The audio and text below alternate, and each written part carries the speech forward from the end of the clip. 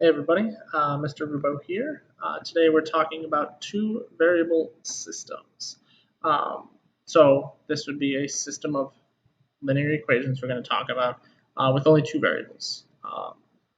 Linear system of equations is going to be two equations that have the same variables that represent the same thing. So you'll see this a lot, especially with problems where you have like adult tickets and student tickets, and you know how many they sold in total, and then you know how much each one cost and how much money they made in total. So then you could figure out, oh, they sold 20 adult tickets and then 30 student tickets using a two variable system. So first, we're going to talk about graphically what it is and how you would solve them graphically. So for graphing, you have three options. The first one is exactly one solution, which ends up happening when the two lines intersect, and that intersection point is your solution. Okay, solution. All right. The next thing that could happen, and that's what I'm going to use a couple different colors, is that they could have infinitely many solutions, and that's going to happen when the two lines are the exact same. Okay, um, they may not look exactly the same right from the get-go, so you would want to check it, but they will have it's going to end up being where one equation is just a multiple of another, so it's been multiplied by something. And then the last example is when there's no solution, and thinking off this one, well, if our solution is the intersection point, a no solution would end up looking like this, where these two are parallel and they'll never intersect, which means no solution. All right. So what I want to focus more though, other than the graphing, that we have our graphing calculators, we have Desmos, there's so many other options we can use to solve graphically that we don't have to spend too much time on that. The way to do it algebraically, there's two ways that we're going to talk about. There is another that you'll see probably in pre-calc, which is using matrices. But we won't get to that. That one I like the best, but we'll save that for later. So the first method is the substitution method. Substitution. Okay, and it helps if I actually remember all my syllables. Substitution. Pretend I can spell correctly, guys.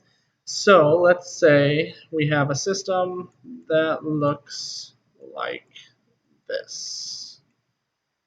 X equals negative 3y plus 3. All right. So here, this one is set up perfectly for substitution. And just like the name you would expect, we're going to do some sort of substitution. So either when one is kind of already solved, or both, it actually doesn't matter, we need just one of them solved for a single variable. If that's the case, substitution is probably the best way to go. Okay, if they're not solved for a variable, but it's like one step away, you could also use substitution. It's pretty straightforward. So just like the name implies, we're going to take what x equals in the second equation, and we're going to substitute it in for x in the first equation. So we get 2 parentheses negative 3y plus 3, and parentheses plus 5y equals negative 5. And now let's solve this. So we use our solving capabilities, distribute out the 2, negative 6y plus 6 plus 5y equals negative 5. Oh, we got two things with a 5 in it, or with a y in it. I looked at the 5. So let's add those together, and then also let's subtract the 6 over. So negative 6y plus 5y is negative y. Subtract the 6 over, and you get negative 11. We don't want negative y, we want just regular y, so divide by -1, and we get that y equals 11. With a system, though, as we kind of talked about above, it's this point. Well, for a point, you need an x and a y. We've only found y, so now we're going to do some extra substitution. We're going to take that 11 and substitute it into either equation, but might as well be the one that we've already solved for the variable we want now. So x equals -3 times 11 plus 3. So that's -33 plus 3. X equals -30. Okay, and there you go. There's your solution.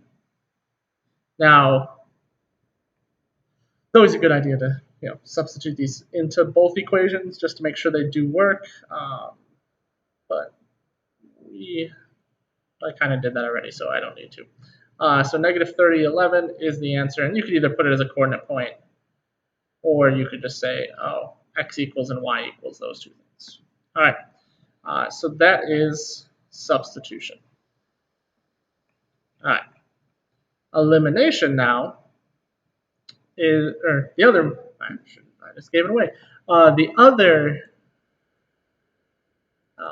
method that we're going to talk about today is elimination. Wow, I am not able to spell very well. Elimination. Jeez. So for this one, this is going to be where we're going to, like its name suggests, we're going to eliminate something. So with this one, there's a few different ideologies, if you will, about what to, how to get it prepared. The first thing, though, is you do want it both in standard form. So the x and the y constant on the other side. And you also want the x's and y's to be vertical from each other, because that's how we're going to eliminate them. So what you want to do is you want to look at the coefficients of the corresponding variables. Okay, and then you want to think, okay, which of the pairs of variables, so either the x's or the y's, which one would it be easier to make them the same using multiplication? Okay, so when we look at this, 3 and 6, hopefully you can say, oh, well, I can make them the same by multiplying 3 by 2, and then they're the same, right?